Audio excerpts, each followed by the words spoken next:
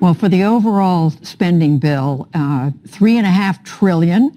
I know you, President Biden, and many others are saying it's absolutely necessary, but you've now got several members of your own party, Senator Sanders, who are saying it's just too much. Among them, Senator Joe Manchin of West Virginia. It doesn't look right now as if you've got the votes to get that $3.5 trillion passed. Are you prepared to compromise?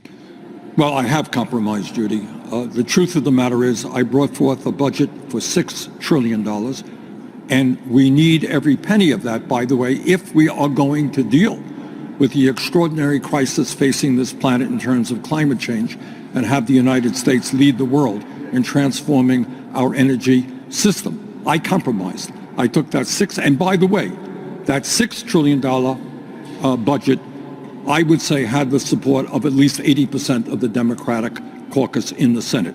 It was what people wanted. I compromised. We took it down to $3.5 trillion.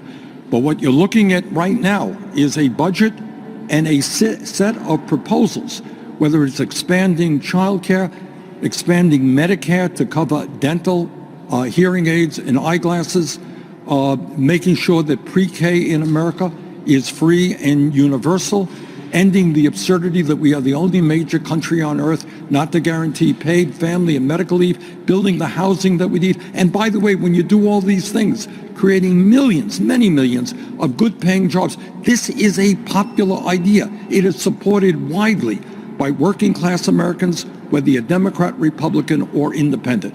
That is the approach, I think, that has got to be finalized. But Senator, my point is, you not only have blanket Republican opposition, they're calling it a socialist wish list, at least Senator McConnell is, but you also have Democrats, as I just mentioned, Senator Manchin and others, who are worried this is too much. They talk about inflation. They talk about how much government money has gone out the door during this COVID pandemic.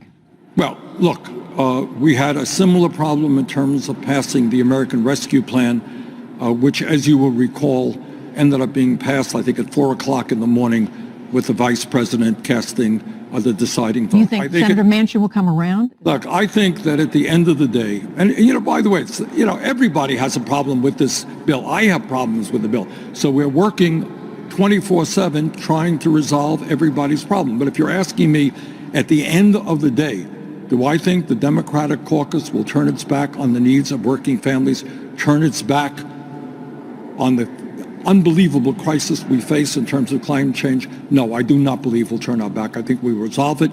We'll come together and we'll pass. By the way, this not only this $3.5 trillion, it is $3.5 trillion reconciliation bill, as you know, is tied together with this $550 billion physical infrastructure bill. And I hope very much that we can pass both.